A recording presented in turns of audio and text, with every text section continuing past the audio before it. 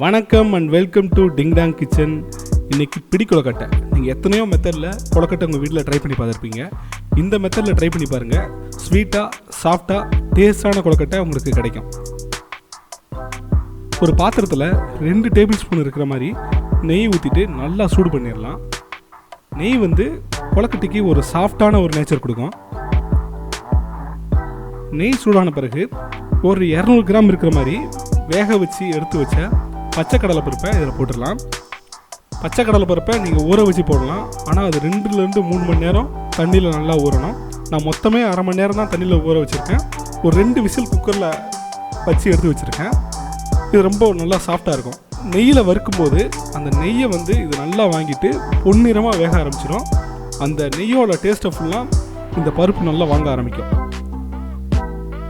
இப்போ இந்த ஸ்டேஜில் நல்லா பொடியாக்கி வச்ச ஏலக்காய் இதில் போட்டுடலாம். தண்ணி சேர்க்கறதுக்கு முன்னாடி ஏலக்காய் போட்டோம்னா அந்த வாசனை நல்லாயிருக்கும். இப்போது ஒரு 200 கிராம் வெல்லம் போட்டுடலாம். நான் வெல்லத்தை நல்லா உடச்சி போட்டிருக்கேன். நீங்கள் மண்டை வெல்லமோ அச்சு வெல்லமோ நல்லா உடச்சி போடுங்க. அப்போ தான் வேகமாக கரையும்.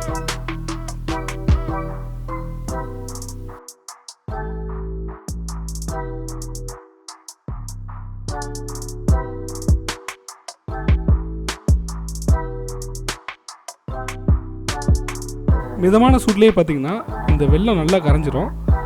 கரைஞ்ச பிறகு கரெக்டாக ஒரு 300 ml இருக்கிற மாதிரி தண்ணி இதில் ஆட் பண்ணிடலாம்.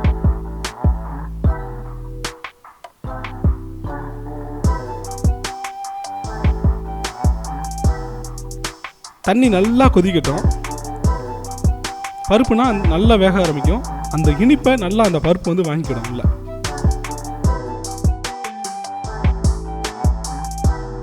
இந்த ஸ்டேஜில் நல்லா திருவி வச்ச தேங்காவை இதில் போட்டுடலாம். தேங்காவும் இந்த தண்ணியோடு சேர்ந்து நல்லா குக் ஆகிரும். இது ஒரு நல்ல டேஸ்ட் கொடுக்கும். உள்ள ஸ்டஃபிங் வச்சு நீங்கள் கொழுக்கட்டை பண்ணலாம். அதில் என்னென்னா டேஸ்ட் எல்லா இடத்துலையும் இருக்காது. ஒரு இடத்துல இனிப்பாக இருக்கும், ஒரு இடத்துல உப்பாக இருக்கும், அந்த மாதிரி இருக்கும். ஆனால் இதில் பார்த்தீங்கன்னா எல்லா இடத்துலையும் அந்த இனிப்பு டேஸ்ட் இருக்கும். இந்த மெத்தடில் பண்ணிங்கன்னா அதே நேரத்தில் சாஃப்டாக இருக்கும்.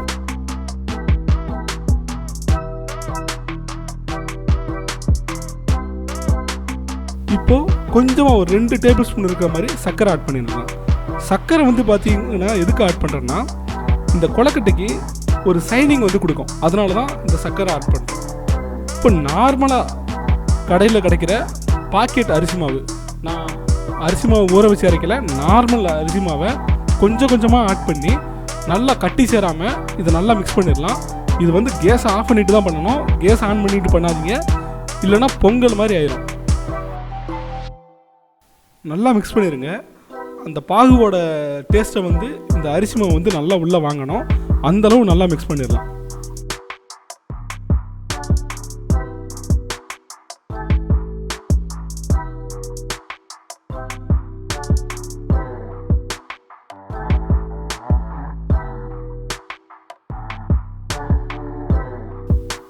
இது கொஞ்சம் நேரம் ஆறட்டும். ரொம்ப ஆற விட்டுறாதீங்க. ஆற விட்டிங்கன்னா பிடி பிடிக்கிறது கொஞ்சம் கஷ்டமாக இருக்கும். இப்போது ஒரு இட்லி தட்டில் இதை பிடி பிடிச்சி வச்சிடலாம். சின்ன சின்ன பிடியாக வைக்கலாம். ரொம்ப பெருசாக வைக்க வேணாம். சின்ன சின்னதாக வச்சா தான் டேஸ்ட் வரும். ரொம்ப பிடியாக வச்சிங்கன்னா வெளியில் வெந்துடும், உள்ளே வேகிறதுக்கு கொஞ்சம் டைம் ஆகும். அதனால் சின்ன சின்ன பிடியாக வச்சிடலாம். இப்போ இட்லி கொப்பரையை நல்லா சூடு பண்ணிவிட்டு அதில் இதை வச்சிடலாம். கரெக்டாக ஒரு 7லேருந்து 8 நிமிஷம் இது இருந்தால் போதும். நல்லா குக் ஆயிரும்.